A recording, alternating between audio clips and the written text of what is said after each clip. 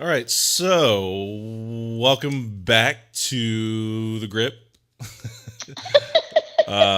Round two for today. Round two. This is not what we normally do, but we felt the need to go ahead and jump right into a second part of what we just did a couple hours ago. This has just been a few hours. Yes. Yeah. So as you can hear, we already got Leah on the line, and we figured we're just going to jump right into it, not waste any time.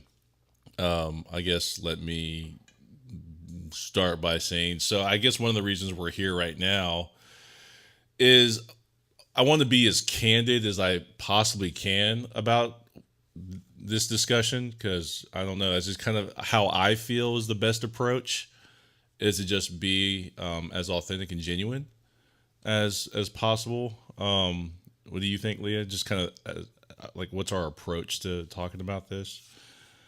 Yeah, I think, yeah, as we were discussing the first podcast we recorded today, part one, Yeah. afterwards we were discussing it and just kind of realized, um, there are a lot of things that we said that could be easily misinterpreted and, or just like taken the wrong way or just that are hard to understand. And so as we were kind of talking about that, we just were like, you know what, let's just go ahead and do another session and kind of flesh out some of the concepts a little better because, as you guys, I'm sure, picked up on the last podcast, that was not the topic we were preparing to cover, Right. which is fine. But yeah, just kind of wanted to go back and delve into some of those nuances a little more deeply. Yeah, because me and you both know what we're talking about. Like we understand it, we understand the language, it makes sense to us. But like I was saying, I think we have a responsibility to make sure we communicate what we know and what we think to our listeners, right? Yeah, just communicate that in as clearly as possible, which, we were kind of talking about how um a lot of these topics are really nuanced and really complex, and they're not just something you can describe in two sentences. They have a lot of pieces to them, and I think the more of those pieces you bring in, um, the more complicated it can get. And yeah, Yeah, so there's we just not kind of wanted to clarify some things, I think. yeah, there's not like an established language. Like the language for a lot of these conversations is like happening right now, right? It's Like it's developing. developing, it's happening. Yeah, It's like real yeah, time, you right, know? right. Um Yeah. And so if we're using a certain terminology and we know it, believe it to mean a certain thing, but our listeners attach a different meaning to that, yeah. right? It can, I mean, we've talked about this before, I think, regarding, um, like when I use the term racism, I'm almost always referring to systemic and institutional racism, whereas a lot of folks are thinking of interpersonal racism, something one person says or does to another person, rather than the systemic piece. And so things like that Yeah. can really muddle if you're not super clear and everybody's not on the same page with what you're talking about and how to define that. It can really muddle up conversations around these topics really quickly. And as we all know, these topics can be um, tense enough or difficult enough to talk about as it is. Um, yeah, and so we don't want to muddle anything. We want to try to just be make sure that we're all on the same page, I guess, with Yeah, the as terms much that as we're we using. can. Yeah, as much as we can, right? Yeah. So one of the I guess reasons we're here is in the last podcast you were saying I'm going to take a sound bite here and kind of explain what I mean. So you had a sound bite, or there was a sound bite, where you're saying, yeah, where you're saying white is evil, white is destructive, and you're talking about all the things that have been a result of whiteness. Right. I know what you mean when you say that, and I think that can easily be misconstrued as all white people are evil, all white people are destructive. Right. And that's not what we're saying, right?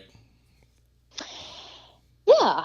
And so I think, our whole discussion, well, we started out talking about white culture and what is that? Is that a thing? And then we started talking about whiteness as an ideology, as a set of beliefs. And I think one thing I wanted to make sure that we emphasize, because I don't think I said this at all on the first podcast, is that, really probably a better term to use to describe quote unquote whiteness that we were referring to in the last podcast would be white supremacy, right? So when we talk about like whiteness as a set of beliefs, whiteness as an ideology, basically what we're talking about is white supremacy. Nice. And so if you insert that into that soundbite you just read off, right? White supremacy is evil, destructive, whatever I said. Maybe that's a little more clear and kind of hits more clearly on what we're trying to get at.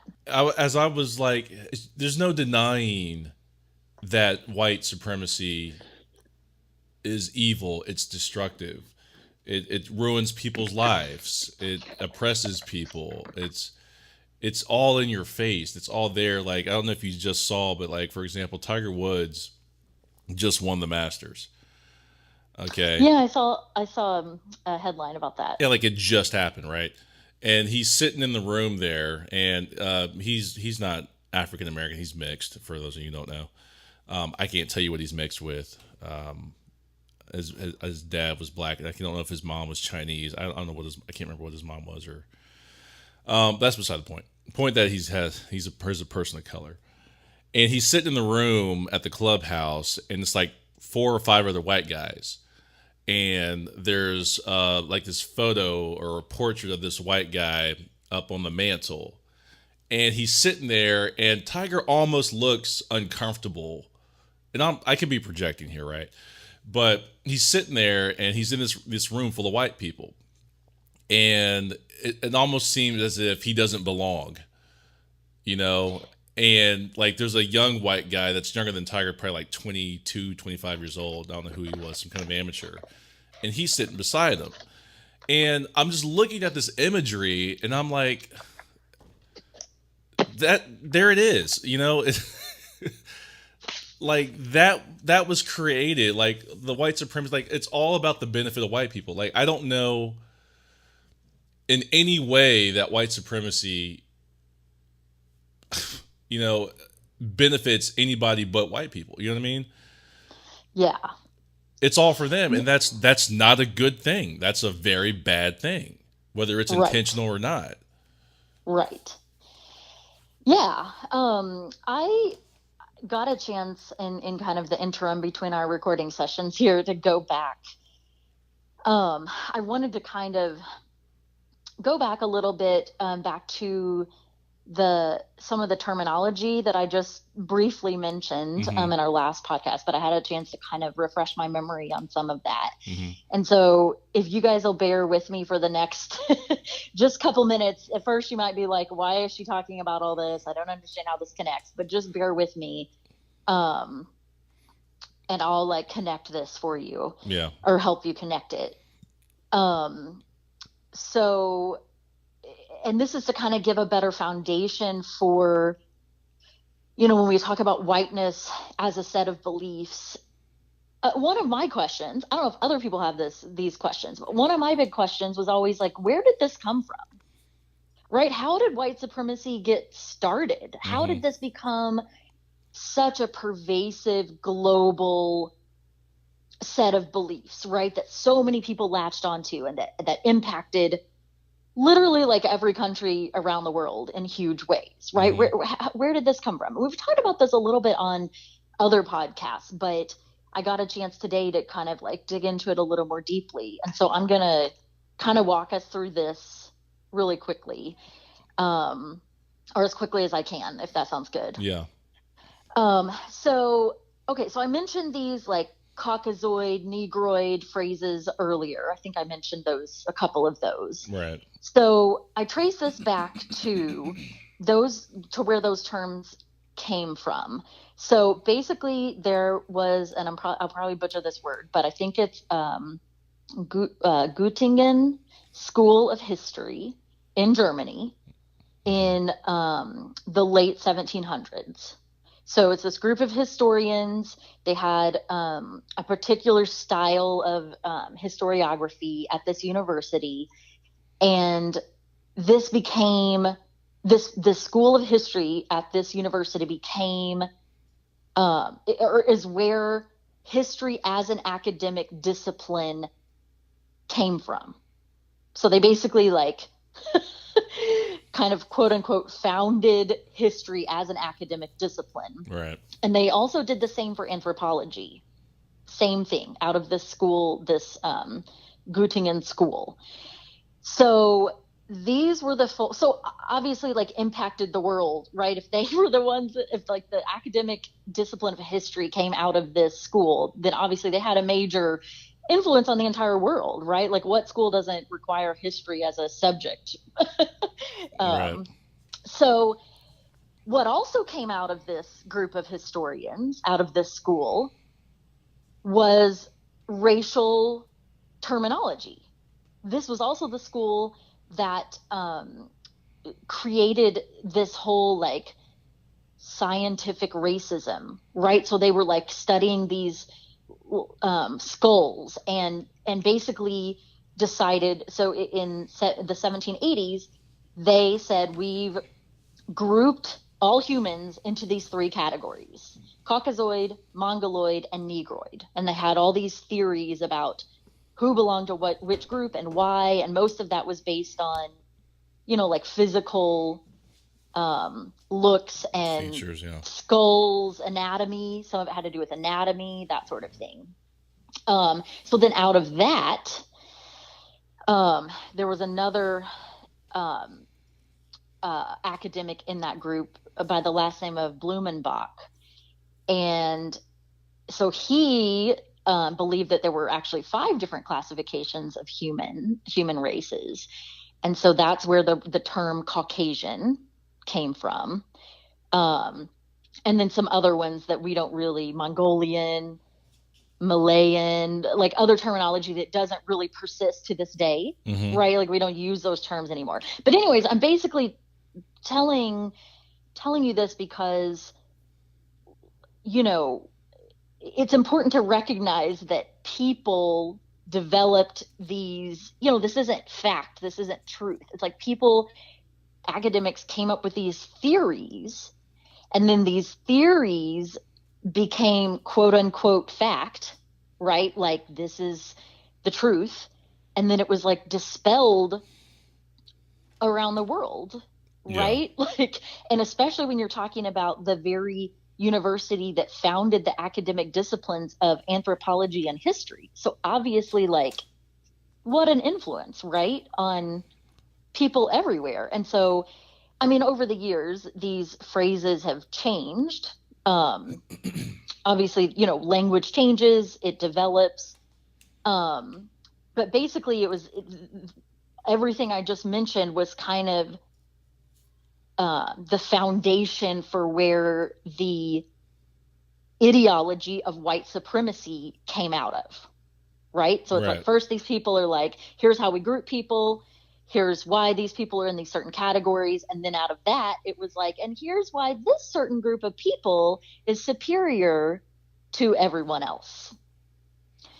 And so when we talk about whiteness as a set of beliefs or as an ideology, or white supremacy as an ideology, this is what we're talking about, right? Like people that that believed this, they had theories about why these things were true, and then it took hold, right? People believed it, they latched onto it, and they ran with it. And I was also thinking about, as maybe like a smaller, not smaller in impact, but as maybe a more specific example of what we're talking about, is how, you know, what happened in Germany. right? So the ideology, the Nazi belief system, the Nazi ideology, right? That was also very connected to white supremacy. But Hitler, developed this whole set of beliefs and about why Germans or Aryans or whatever terminology he used were superior to these other groups of people, why Jews were inferior, why Jews needed to, be persecuted and killed. And he spread those beliefs. Other people believed them. And that all of these things were enacted. All of these horrific things were done to Jewish folks based on this belief system, right?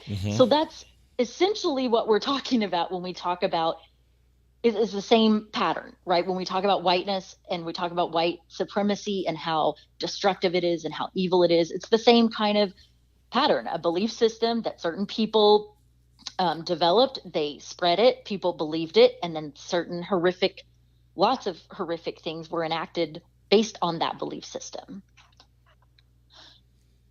Do you have thoughts? I do. I do, but excuse me. I don't want to jump too far ahead because I don't know exactly where you're going. I have an idea. Because my understanding of the creation of whiteness goes back to colonization of the United States. That's the extent of my knowledge about it. Okay. And it sounds like you're more on a world scale right now. Well, yeah, I mean, I'm just saying, okay, so that's a good point. Like, yeah, I mean, because white supremacy is global, right? I talk about this a lot. White supremacy is worldwide.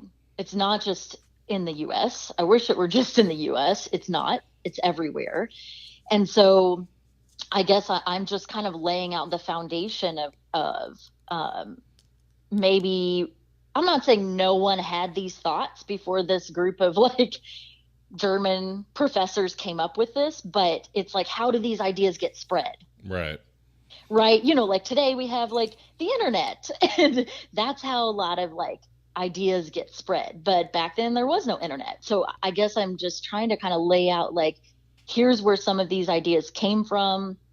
Here's how they got spread, right? If these are the people that are considered the top people in their fields, right? They're actually creating the discipline of history. They're creating the discipline of anthropology. Guess who gets to decide what goes in the textbooks? Right. Right. And so that's how these ideas get spread. And then, yes, out of that come things like apartheid in South Africa, the colonization of the African continent, the colonization of the Americas.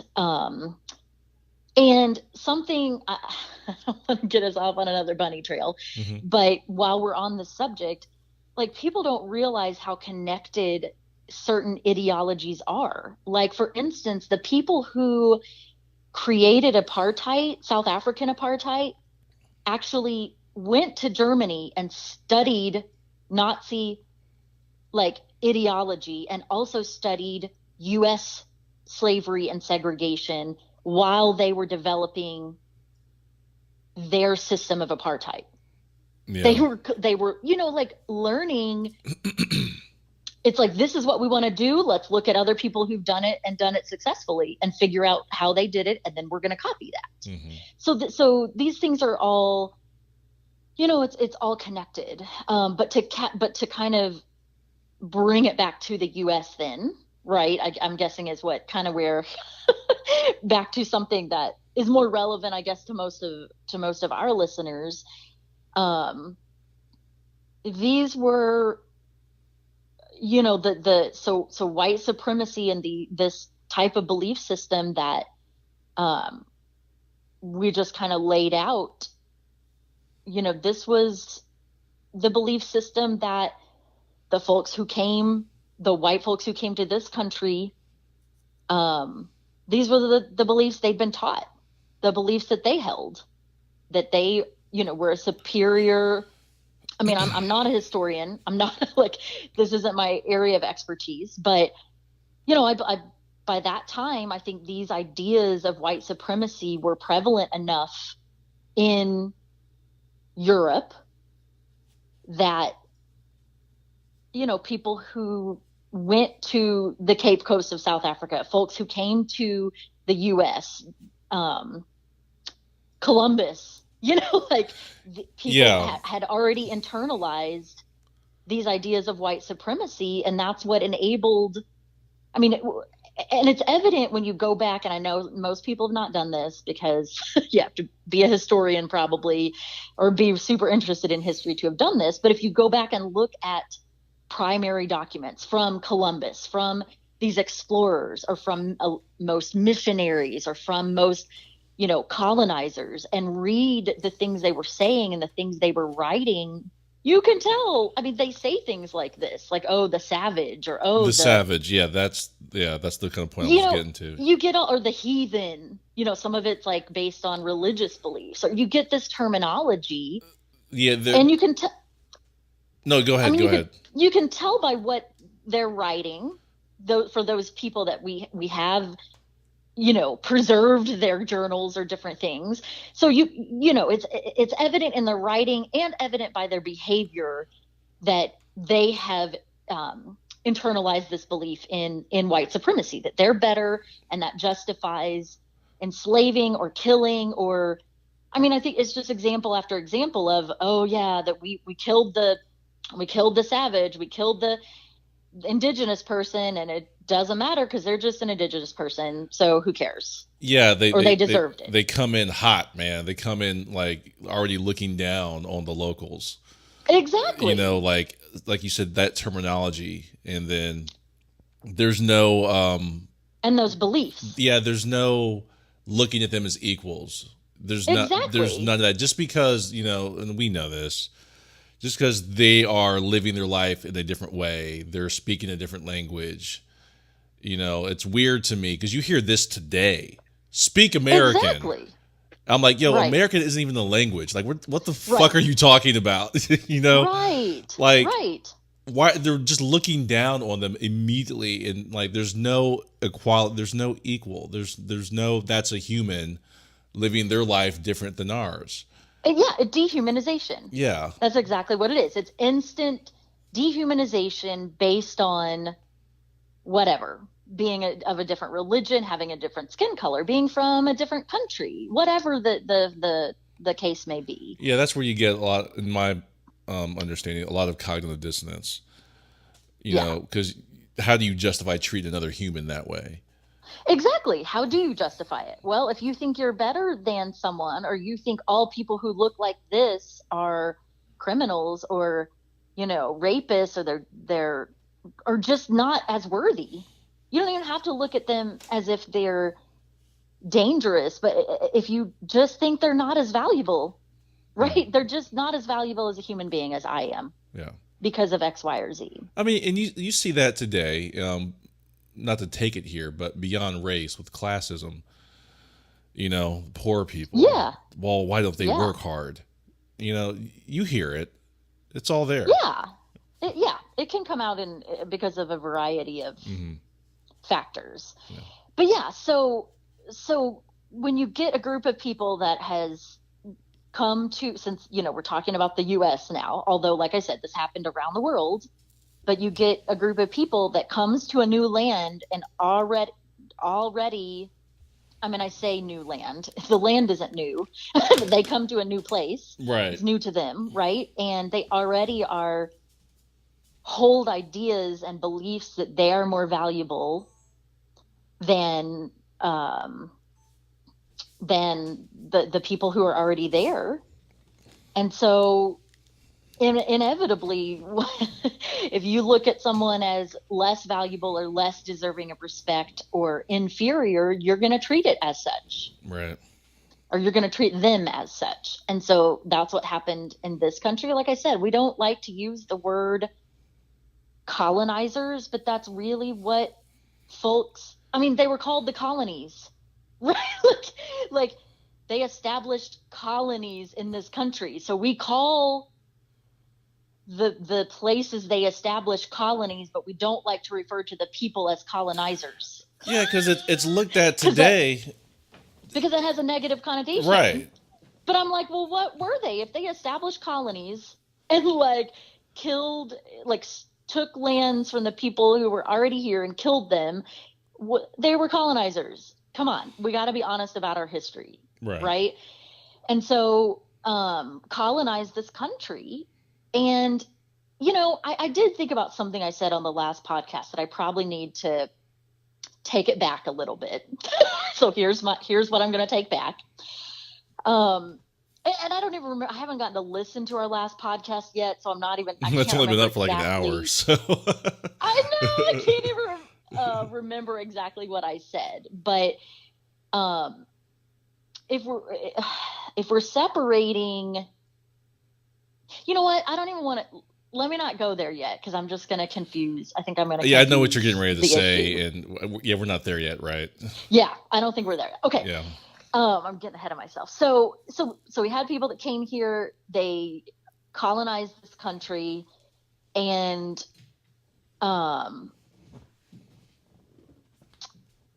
so I think, you know, when you were asking the question, you know, what is white culture, or we were asking what is whiteness, in the US United States context.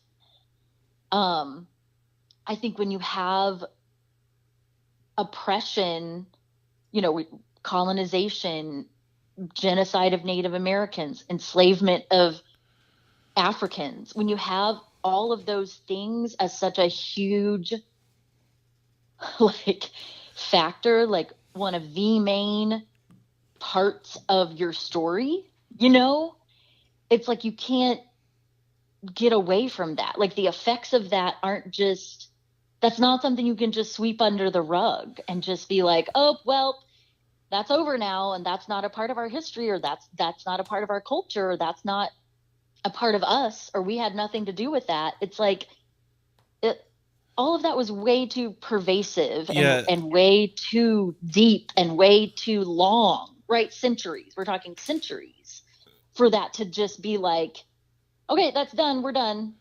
That's not a part of us. Yeah, it's weird, and it's kind of why I had some pause, because I just want to make sure that I'm being thorough about my criticisms, and I had to sit there and just pause and think for a second. You think about, you know, white supremacy, white culture, if you will.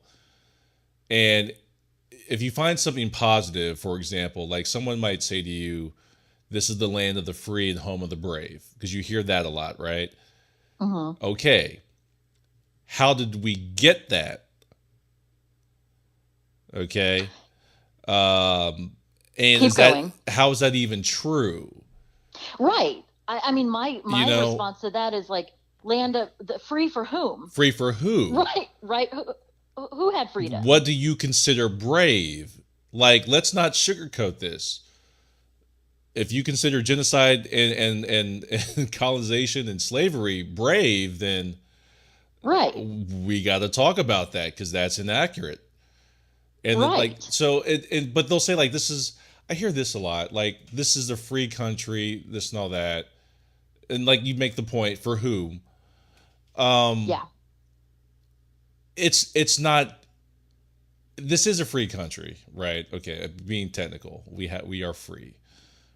But there's all these other rules, and just because there might not be, and there is a lot of language for a lot of these rules and things in society and culture that are currently happening and that have been happening for some time, doesn't mean they don't exist. But it's almost like people want to take the overarching like American narrative and treat that as like church or like the Bible or something, and they rewrite history almost like this is all done on the backs of slaves. This is all done because you killed a race of people. Well, and see, I want to like challenge you, because you said we are free. Like, are we though? That's a whole other conversation. I'm like, do you want to say the illusion of freedom? I don't feel free as a woman. I'm not free to walk down the street or go anywhere I want to go without the fear of being raped. I don't feel free. Yeah, I mean, and I feel how You I know what feel I'm as a saying? black man. Like, Do you feel free? I know there's limits to what I can do. So it's odd. You know, I would say white people are more free than the rest of us. Right. I mean, Because this country wasn't made for us. I don't feel free to be, I'm not free to be as outspoken. You know, we talk about like freedom of speech. Like, we're not free. People of color don't have freedom of speech. I see somebody post an activist about getting censored on Facebook or Racebook, as somebody I know calls it, all the time. Yeah. Like, you know what I'm saying? Like, we're not free to speak our minds about what life is like as a person of color without threat of retaliation or without threat of. It's one of the reasons we're here right now, because like I said, part of why we're doing this part episode, two. because I'll say to people, and you might not think of this, so with the soundbite I was talking about, one of the concerns I have about people taking what me and you talk about, Leah, I have a concern about people taking that and misconstruing it, taking it out of context, and then before you know it, because you've seen it, it's not like an idea or a theory. You know, you get these white males who go off on these shooting sprees or bombings or whatever, and killing people of color. Right. And so I worry about that with my family. I mean, you live in Texas. You guys are the ones that just had like the bombs that were mailed out to people, Yeah. right? So they were like opening these boxes and the bombs were blowing up, right? Like, yeah, so I get concerned about some white extremist nut or whoever. And I mean, and they're going to do it anyway, if we're being honest. Right. It's not going to take a whole lot for them.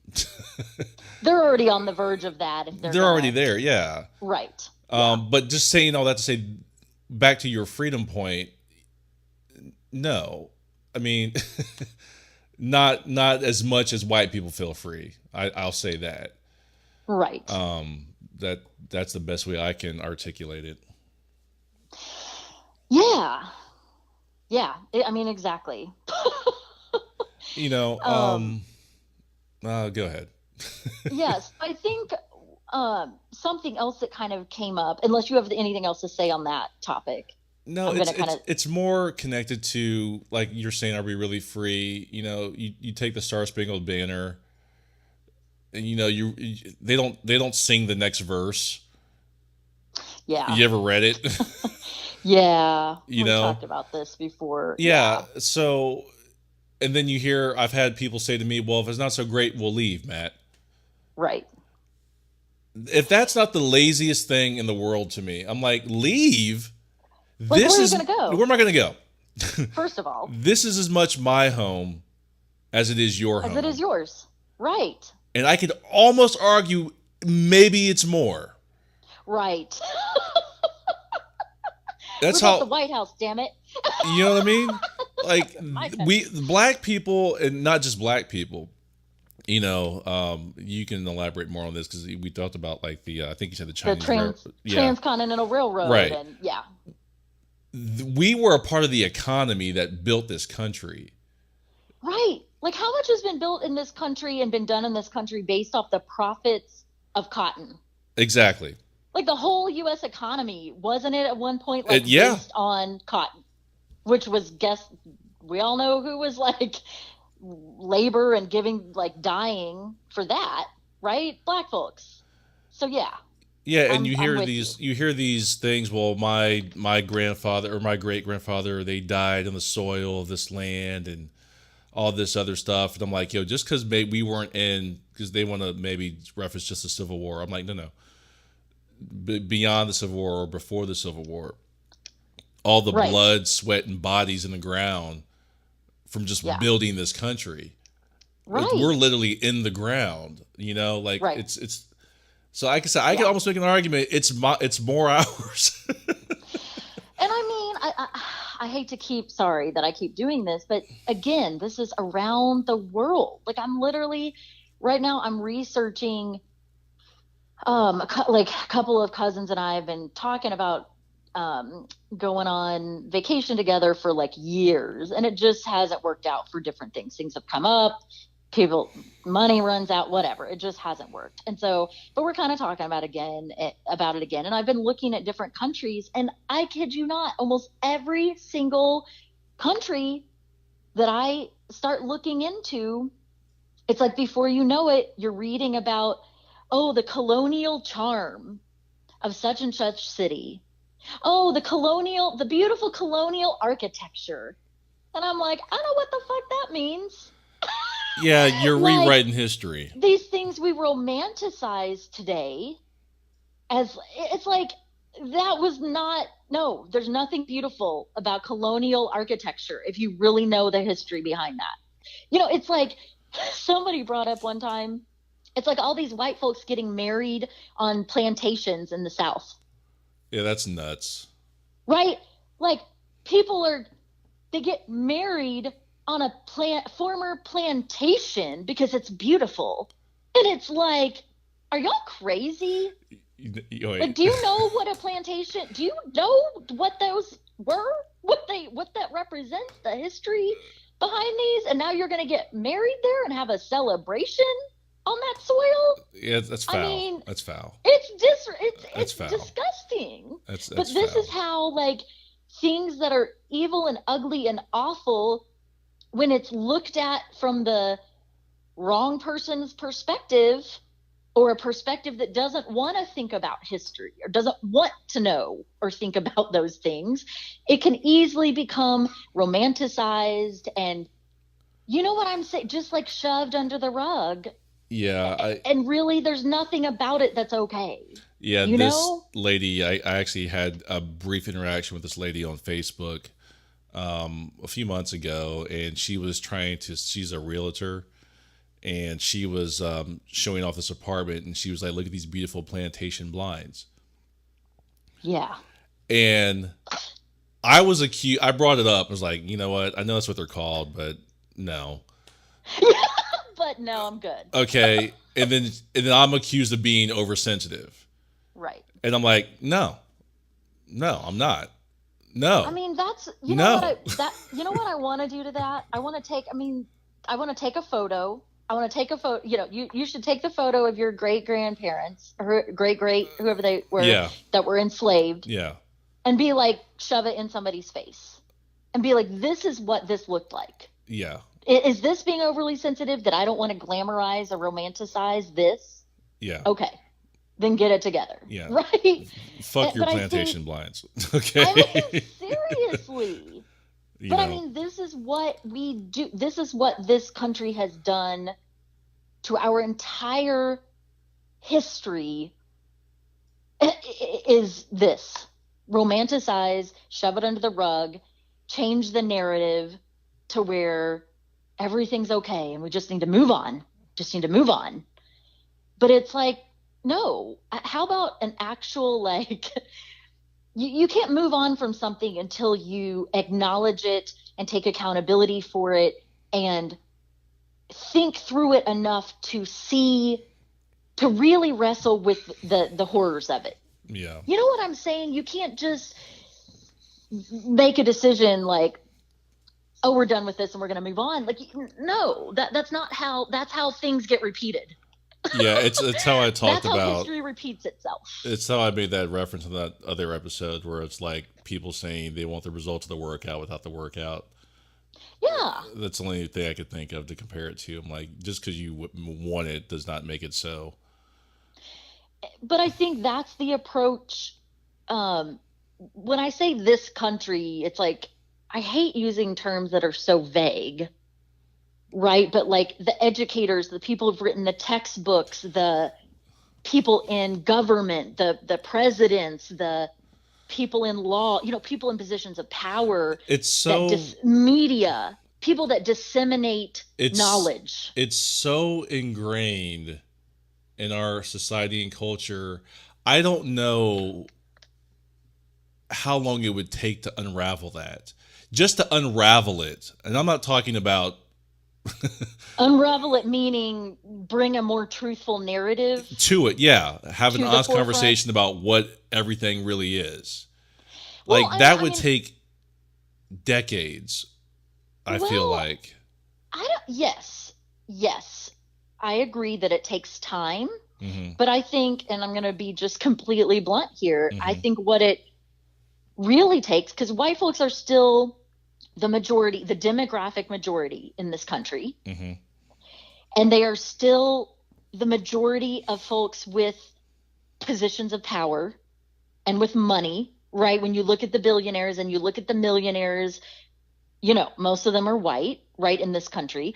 So really what it would take is not so much time as white folks deciding to be honest about the Yeah. history of this country, because other countries have done it, Yeah, this right? goes back to your Germany's done point it. that you made the last episode about their priorities. Taking accountability, Hmm. deciding. It's like, this is why I can't handle when I hear white folks like whining about, can't we just move on? Can't we just get over this? Well, yeah, it's up to y'all. We can, but y'all have to take accountability. You have to take responsibility. You have to look this truth in the And face. That is what it's going to take for us to move on, we're never going to shut up about it either. until you do. Like So if you this want is us going to to shut keep up, happening. I mean, but again, you see that around the world where country leaders of countries and societies, I don't want to, like, here's the thing. Yes, it's the people in power who have the most influence and have the most um oh my gosh, my radiator just kicked on. Sorry, that's so No, loud. you're fine. Those are the people that hold the most influence and over the country's like national narrative, but it's also the everyday people like you and me, the common folks, right? Non-governmental people. When those folks decide, if enough of those folks decide they want to do something, they do it. Like, that's how revolutions happen, right? Is enough common folks deciding, we have this goal, we want it, and we're going to do it. So Hmm.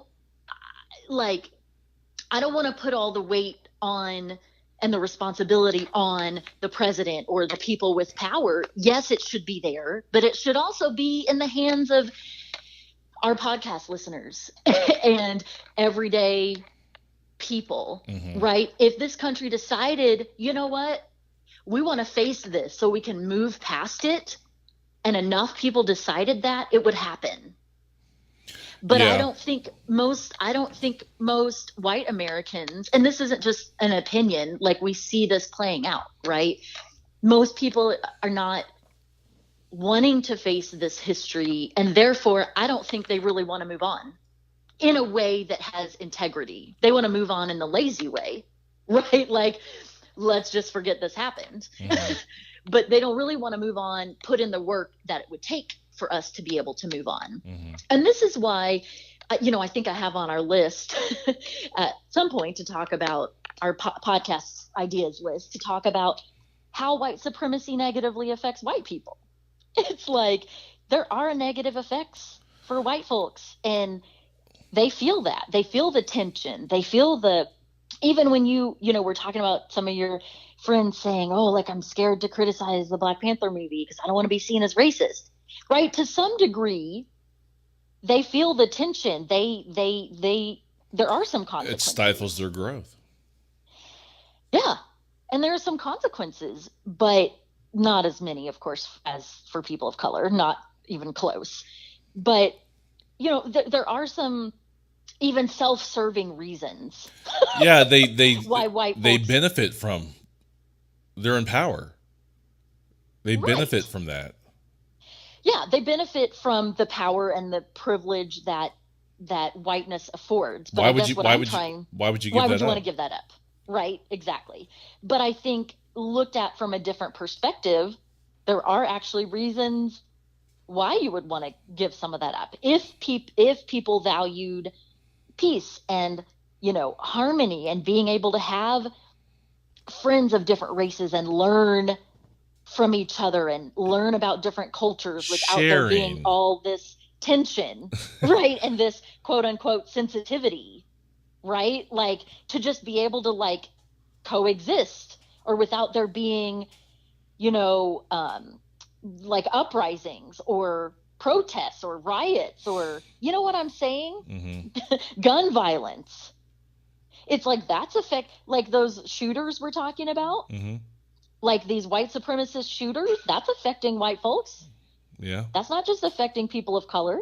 Right. So, I mean, when you really like think about all the ways these things play out, there are, I think, plenty of reasons why white folks should be more invested in dismantling white supremacy. I know the power and money thing; those are huge. those are hard to, those are hard to let go of. Yeah. Absolutely. For anyone, maybe, but I really do think, from a more like, I don't know, humanistic view, there are lots of ways that white folks are negatively impacted by white supremacy. I'm just not sure that they always recognize those, or maybe they don't care. I don't know. Um, Yeah, I don't know how Anyways, I don't know how they see it. Like, how is it presented to them? I don't know how they come across that information. yeah. Because people, not just white people, like everybody, people's reality is their truth. So, I mean, whatever narrative they've told themselves and what they're comfortable with is true Or to that they've them. been told Yeah, what they've been and they've told. believed it. Yeah. And then, like I said, that stuff is That's their always, truth. it's always self-validating, Right. unfortunately. Like well, my life is this and that, and so everything's fine, or this, that. So it can't be a problem, It's weird It can't be a problem for other people because I haven't because I have experienced that. experienced it. Yeah. So what are you guys talking about? Well, Yeah. I see you as a normal person, even though you're black. Right. So how can that be a problem? Why, I'm like, I'm that's well, and weird. that's what I mean. That's why I think we should. You're saying, how would people know the negative effects, right? I think that's why I have that on the list. Like talking about that, like I talking mean, about here's how this impacts you. I mean, and I can make that, even bring that closer to home for my life. Like my dad has lost his relationship with his daughter. yeah, His white supremacy has caused him to not be able to have a relationship with his adult daughter. I have to believe he feels some pain over that. yeah, Well, I know he does, right? I have talked about in my personal life, people I've dated that I know were in love, like ready to marry me. They were like in love with me, whatever they thought in love meant. mm-hmm. And because they had not done their work in this area, I broke up with him. Mm-hmm. So you lost out on marrying the person that you were in love with. You know what I'm saying? Like, there are lots of ways these things affect white folks from macro, gun violence type things to interpersonal things. I just think a lot of white folks aren't aware. They aren't aware. Yeah, I think we don't always tell them. I'm not sitting here saying all of those guys I broke up with over that reason knew that was most of them did, though, mm-hmm. because I'd had discussions with them trying to work through it Mm-hmm. beforehand, and realized like this was not, they were not open to, changing or to, it just wasn't, it wasn't going to work. Yeah. They weren't open to, they were not open-minded about it. And I wasn't willing to have that fight in my intimate, to take that on in my intimate relationship, because I knew what I was taking on and I was not willing to take that on. That's just like the bottom line of it. As unromantic or whatever as that may sound, I made that decision in those particular relationships, that the place they were in their racial identity development and their level of wokeness, or in their case, level of asleepness, was not something that I wanted to take on in that type of relationship. And, I have friendship, not just romantic relationships, but friendships where I've had to walk away because people are so insistent. When I tell them, hey, I'm not okay with what you said to me, and then they like blow up on me. or blame me. And I'm like, okay, like, I don't want to lose this relationship, but you have left me no option. Like, I'm not going to stay here and allow you to continue to harm me. So I'm going to have to go. So Yeah. like, they lost out on a friendship. You know what I'm saying? So I think there are tons of interpersonal and more consequences. Even things like like the fluffier aspects of culture, like food, or like, I've gotten to travel and be in a lot of places in the world and befriend a lot of people from a lot of different racial and cultural groups, and my life has been tremendously enriched because of that. Like, I've learned so much about myself from those relationships and those experiences. And so, people miss out on that. If you live in a homogeneous world, and this doesn't just extend to white folks, but that's who we're talking about right now, where you're only around other white folks and you only eat like food that white folks eat, and like, you're missing out on a lot. You're missing out on a lot of really cool shit and music and food and culture, so anyways, I'm not sure how we got on this track. No, you're fine. 'Cause I want to touch on this. We got a few minutes left here where we had in our conversation off air. We were kind of talking about white but not white. Yeah. Yes. So, like, is that something you're able to separate? yeah. Okay. So a couple of thoughts I think that I have on that is, I think there's, in separating white supremacy from white people, right? White supremacy as a set of beliefs versus like white people as people. Right. I had kind of said to you that I think there's a danger in too closely, like, associating those two terms. And there's also a danger in disconnecting them too much. Right. And let me break that down. So what I mean by that is,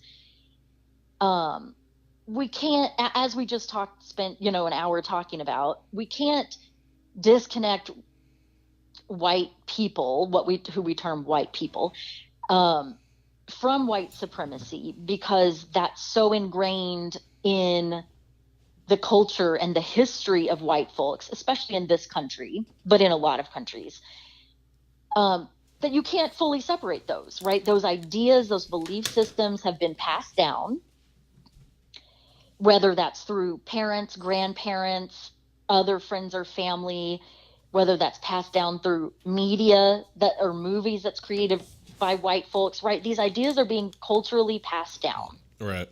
So if we disconnect those ideas too much, then we get this thing where nobody's guilty, right? Like we have this problem, and no one's to blame, right? Which isn't true. Like, so, but what also isn't true is that white people automatically have to hold white supremacist beliefs and they will forever. That's also not true.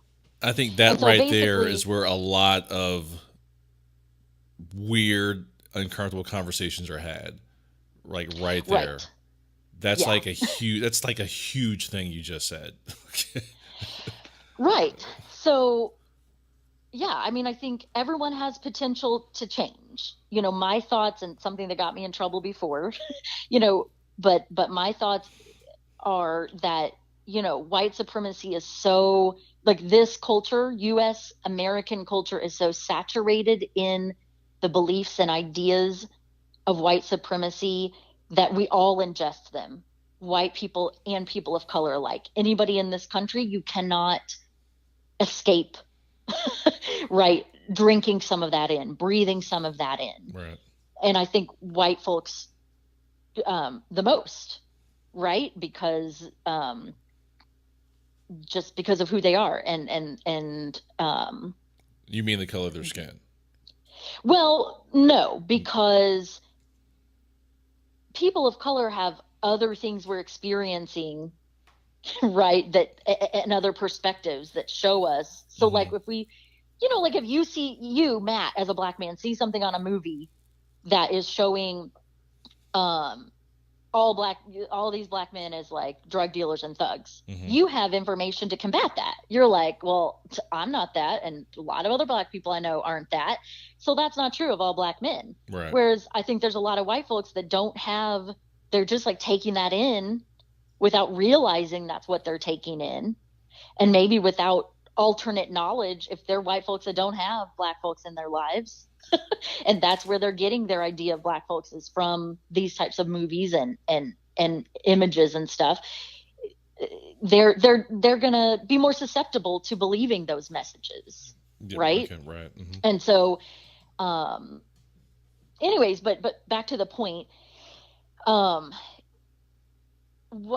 Is that what I said? You have white people and you have white people, right? I think is what I said to you. Yeah. And what I mean by that is you can be a white person who decides to consciously reject those beliefs and learn and understand what white supremacy is and how it plays out in this country, and choose to stand for something different, right? Choose to go against that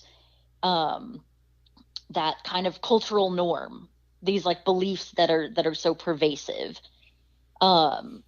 But then you have other white folks that are just, they're not going to do that work, and they are going to continue to believe and perpetuate those ideas. And so I think that's the choice people are presented with. And that's even a choice that people of color are presented with. I mean, let's be honest, right? Like, just because we're people of color doesn't mean we're automatically born with all this knowledge about the history of this country, right? We don't know that when we're born. Like, maybe we have, like I mentioned earlier, some experiences and things that we learn along the way. And maybe if our parents are really aware, they're helping us understand why we might, like you've talked about a lot, like your mom or your dad, like maybe helping you in some ways navigate the world as a black man, or maybe explaining a few things to you here or there. But we have to choose to learn and grow in these areas too, and make sense of our experiences, right? And consciously choose what we're going to believe, right? Whether it's about ourselves or about other communities of color. So, I mean, I think it's a choice that everyone is presented with, regardless of your race. And that also applies to religions. That applies to, lots of different areas. Yeah. Did I answer your question? Sorry. I just want to make sure we talked about that, because that's a huge problem, I think, in the white supremacy conversation. Yeah. I'm not me, but people saying I'm white, but I don't subscribe to the white supremacy ideology. But then you're kind of like, you do, and you don't know it, because you're thinking of the extreme versions of it. You're thinking of KKK and people using the N-word and lynching.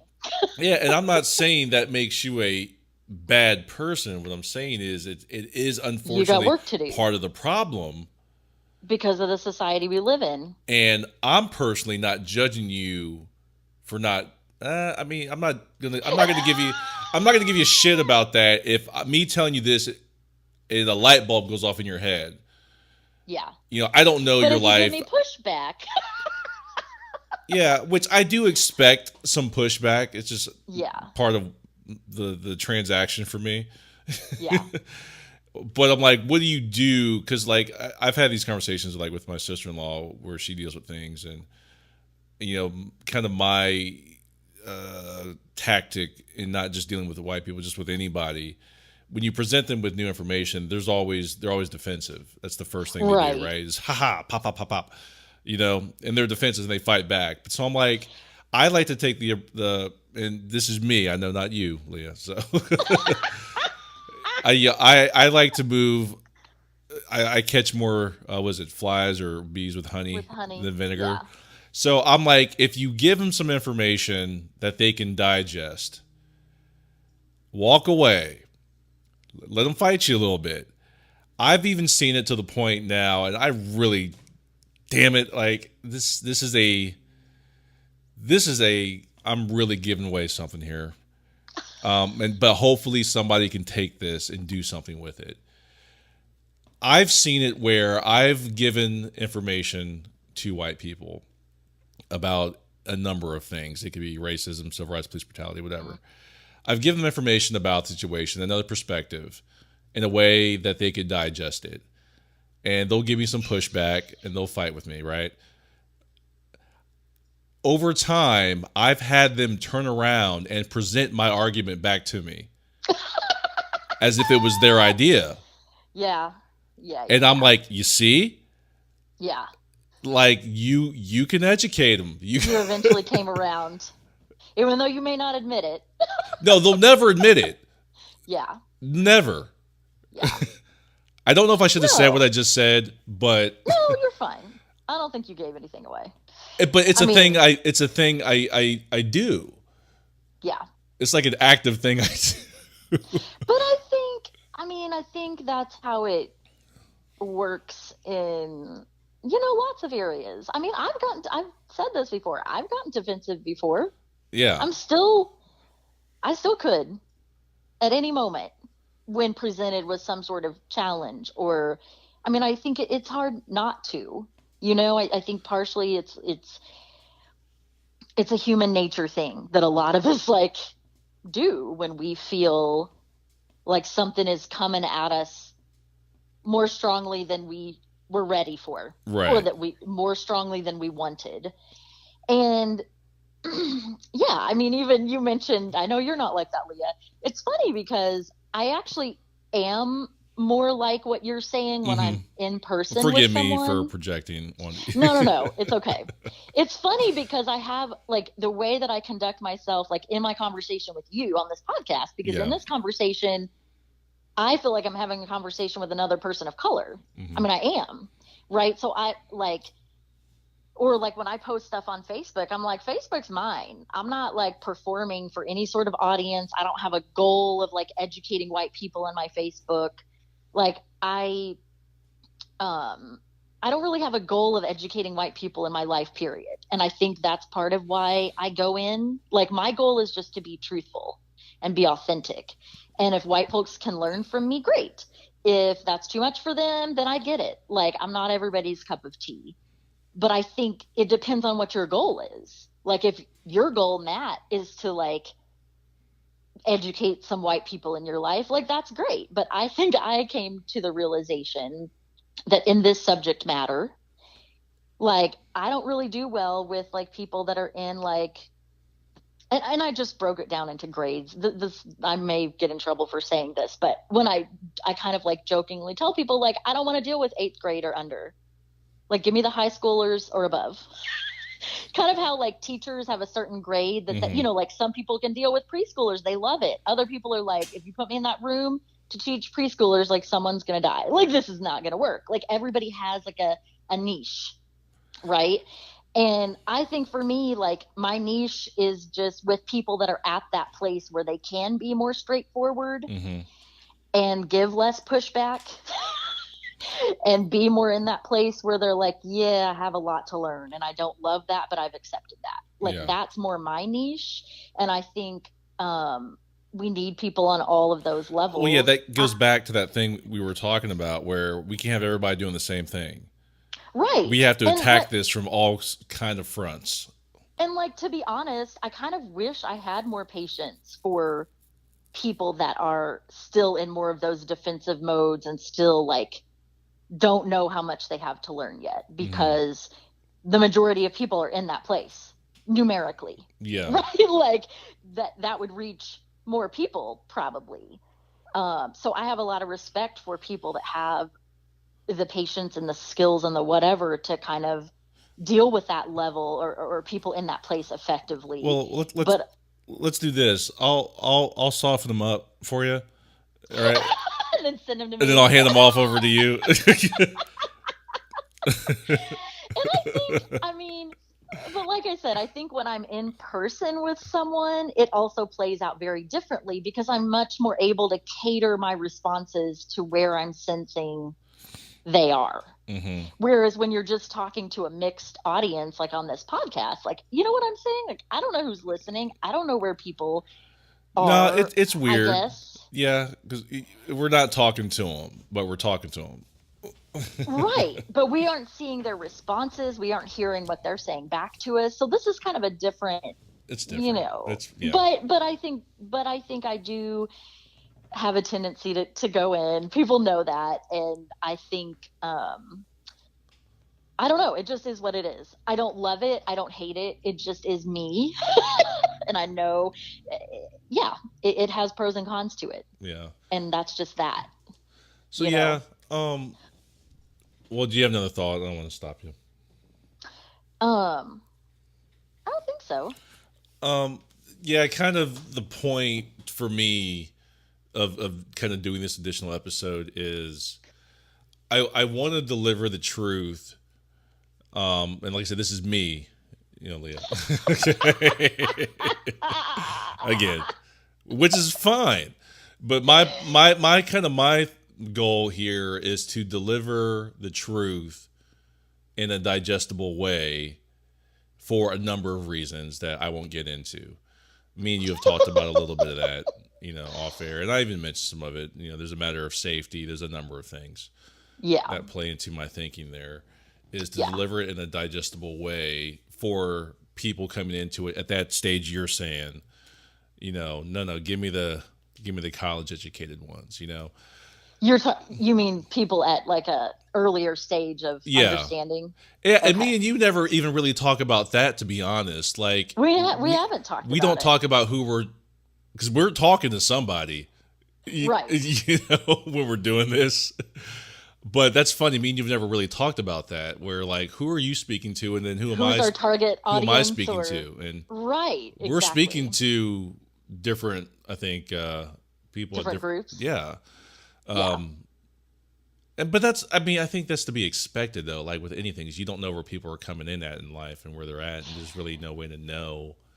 Yeah. So that's interesting. It is interesting, and probably something we could discuss more off air too.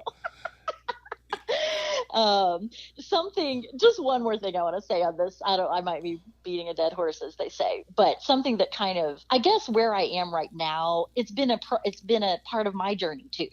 Right. Because I feel like I was more of a, did have the goal of educating people that were not very woke, quote unquote, like earlier on in those stages. That was what I was trying to do, probably 4 or 5 years ago. Mm-hmm. But I think through things just changed, like through my evolution in grad school. And I'm not saying that I'm like beyond where you are right now. That's not what I'm trying to say. I'm just talking about like my personal journey. I just realized that that wasn't what I wanted to do, or that wasn't maybe what I was best equipped to do. Mm-hmm. And something one of my friends, I was thinking about this the other day, said to me, I don't remember what exactly we were talking about. And she said, but yeah, like black people, da da da da da da. And it was something like kind of negative. She's black, and we were in the same grad program. Mm-hmm. And I was like, yeah, but I would never say it that way because I wish I could remember exactly what it was, but because that would be confirming like a stereotype that a lot of white people have about black folks. Mm-hmm. So I would never like say it that way, and I remember she looked at me and she was like, I'm not living my life based on what white folks are going to approve of or not approve of, or what they're going to think about me. That's not how I'm living. Mm-hmm. So they can think what they want to think, or take that however they want to take that. And I was like, oh, because I think the area I grew up in and the way I grew up, everything was for the white gaze, because that's everybody that was around me and everybody that had the power to, like, you know what I'm saying? Give me a job review or this or that. everybody was white. Like, Mm-hmm. and so, but that really stuck with me, what she said. It was like the first time someone had presented to me the option. Mm-hmm. You don't have to live your life for this.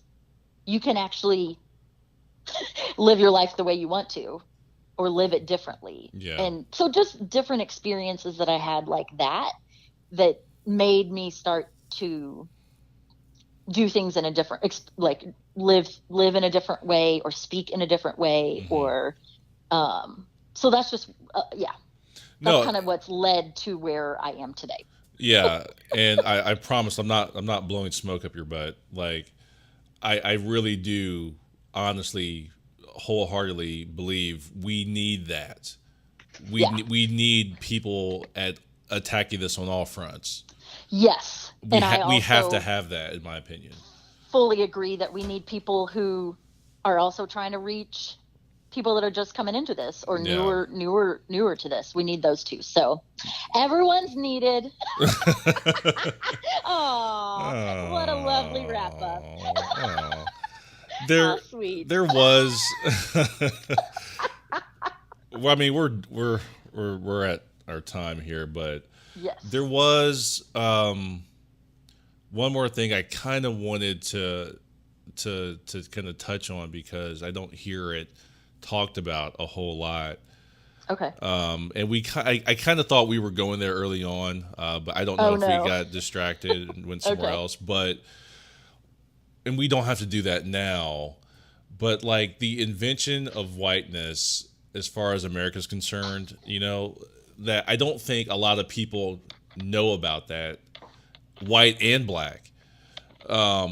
About how, and I'm going to speak very loosely about this because I have not researched the specifics. But Like who was included in the group white, exactly, and who came to be included, and why? yeah. So a quick, very reckless run through here is, I don't know what class of Europeans came here, but I've heard stories that it was not the top tier. The upper class. No. Right? That came to the United States. Right? So they come here. Oh my gosh, sorry, I'm dying. I mean, I'm not making that up. Like, that's. No, I know. It was the same in South Africa. It was like, so I haven't researched this, but it was like, I don't know, people they like kicked out of Europe. They're like, we Right. don't want you. You're like criminals and. Yeah, Anyways, bounce, Yeah, get out. Go somewhere. So, they get here and they do their colonizing thing, and then they get the black people here, not all, but some of the black people from the, Africa or whatnot. And as a form of, control, how do of what's here, how do the higher level Europeans get the lower level Europeans to do their work for them? Right. Manage their slaves, do these dirty jobs or whatever. Giving them some power, but not all the power that they have, the ones at the top tier of the United States, So you're talking about more about like economics, class yeah. divisions. Because I thought you were. Oh, go ahead. No, well, hold on to that thought. There's a guy, Tim Wise. I don't know if you know him. Yeah. Talks really well about this and really breaks it down, where he talks about how Europeans tricked other Europeans into this classism thing that affects us today, where you see people voting against their own interests. Like, no, these lower income white people, you have the same in common with these black people. Right. You like need to vote as such. Yeah. Yeah.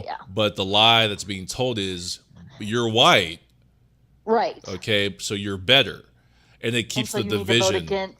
It keeps the division going. It keeps everybody split up. And so that was kind of where I thought we may have ventured into as far as the part of the creation of whiteness. See, and it's how it's not a real thing. I thought you were going to go the direction of like who was allowed to be in the club. Like the fact that like every new group of that shit's confusing to me. migrants, like these shifting boundaries of race, Is it right? And Italians? Is like, it right, changes. right, exactly. And even that, see, this is why we need to have that's on the podcast list too, like racial terminology. My friend, oh, Trevor Noah. I mean, you don't know him, but Yeah, um, we had lunch yesterday. yeah, I know. He and I were hanging out the other day too, via his book in I my call him car. Trev. I'm gonna call him later. Actually, we're going out later. Even better. But so I actually introduced her to. She didn't know who Trevor was. I was like, "What?" Yeah. This is one of my friends up here, and so we watched one of his stand-up shows, and then she was just like, "Oh my gosh, I can't even handle this." So then she immediately went home and started reading his biography, which I just finished recently too. It was so good, by the way. Yeah. But anyways, dang it, I totally lost my train of thought. Got all distracted Trevor thinking about Trevor. Noah, white, Oh, okay. who's So my allowed to be friend's white. reading. Mhm. Yeah, so my friend was reading this autobiography and sent me like a photo of one of the pages where it was talking about how in apartheid in South Africa, Chinese were put in the black category and Japanese were put in the white category in South Africa's racial classifications because they had like economic interests with Japan. Like they didn't care about the Chinese. So it's like, I'll just throw them in the black category because it was like too much work to create a whole nother category, Mhm. like to add to everything, to add to all the like legal documents and everything. Yeah. So like throw the Chinese in with the blacks, but we have these economic interests with Japan, right? And so we need to be their friends. So we're going to honor them by putting them in the white category. So just how subjective all of these like categorizations are and how it often, right, it's an economic thing, Yeah, often just but as much as it is like a racial thing. but kind of to take that back to kind of what started all of this, white culture, like white supremacy. We'll make sure we use consistent terms here. I was about to say whiteness. White supremacy. Then we'd have to do part 3. Yeah. This is what we meant to say. Um, it has not been used for anything positive. Yeah. Like I can't find it. Yeah. And so when you have like these conversations with white people, like, why are you like dogging us? I'm like, yo, like, I'm not trying to. Yeah. I'm doing is talking about factual things that have happened. It has not been used for anything good that I can see. I haven't I seen mean, it used to enrich anybody anyone. but white people. How is that Right. good? How's that an overarching good? It might be good for you. I You mean, know, when the whole like premise of a belief system is the dehumanization of others, how can that be good? it's not good. It's already corrupted intrinsically from the get-go by very definition, you know?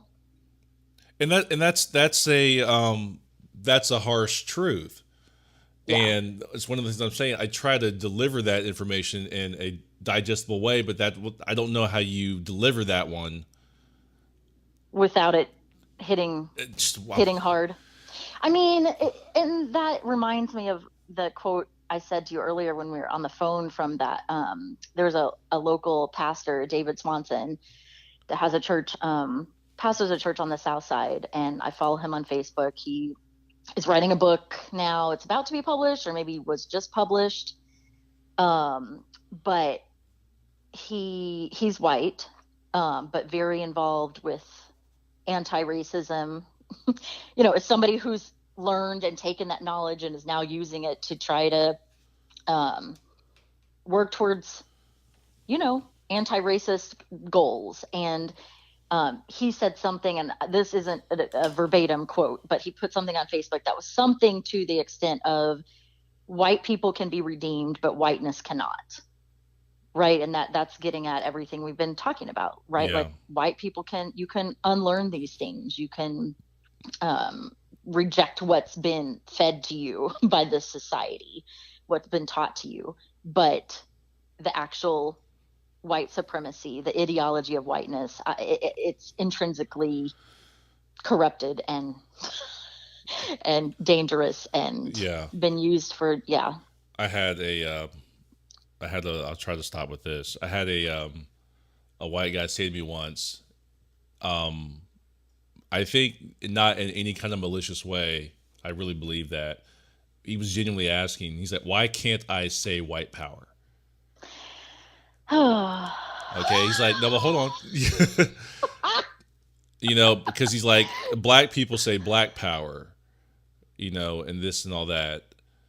And he's like, "Well, why can't I say white power?" Right. And Well, how has white power been used? I'm like, white power has unfortunately been used for oppression, right, for genocide. So that's why for you murder. shouldn't be proud of that. Black power has been used to uplift, to free from oppression. Yeah. There's a lot of positive behind it. Exactly. A lot of positive behind it. Exactly. It's not killing. Right. It's not oppressing.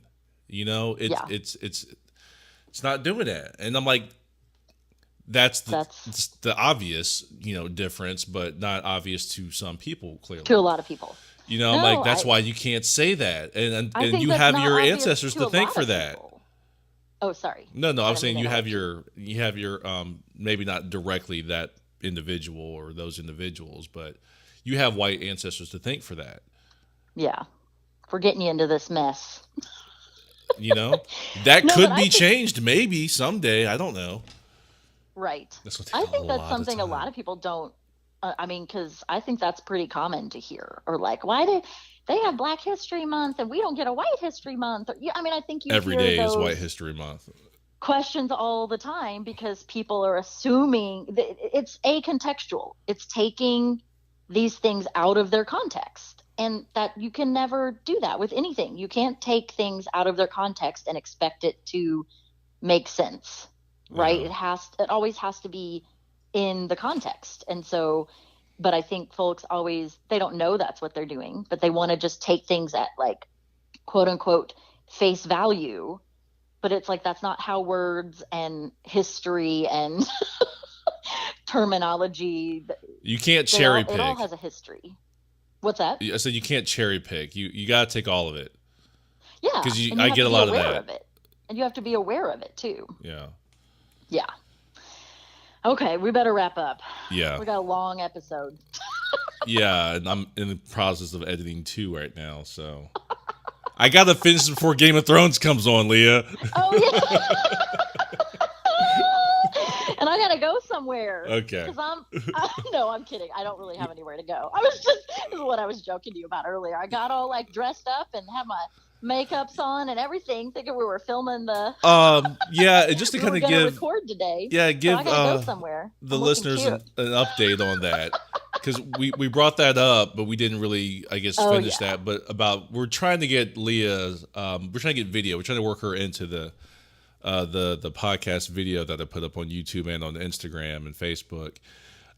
So we're currently working that out. We're not there yet. We're trying to figure it out. So bear with us. We'll have her pretty mixed face up there soon. Stop. You're so bad. I knew that was coming like half a second before you said it. It was too easy. There's another mixture. We'll have her up there soon, hopefully. By soon, I mean, I don't know when. Anytime in the next year. But we're trying to figure that out because as much as I want you to look at my beautiful face all the time, Hey, I got the cover changed. Finally, you saw that, right?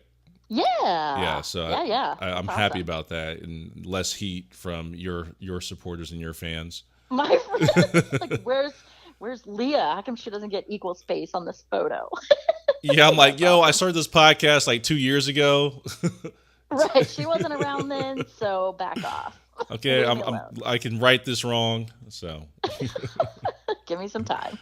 All right. Well, hopefully we clarified things for people. Yeah. Or threw them another steak to chew on. But I think we did fine. I think we did, but who are we to judge what we just did? I think we did great. We're patting ourselves on the back. Good job, Leah. Good job, Matt. All right, man. Well, we'll chat soon. All right. I'll see you later. Okay. Talk to you later. Bye. Bye. Okay. So there you go. That's episode 29. 2 in one sitting, one day. I'm going to send this out with a playlist shuffle since we just kind of got into the shits right away. So let me just go over here and figure this out for you real quick. Hopefully, what we just did, like we were saying, added some clarity to this very sensitive topic. And hopefully we can continue this conversation that makes sense. Again, share the podcast on any of your social media to be entered into the $100 drawing, which is going to happen at the end of the month. All right, here we go. Playlist shuffle.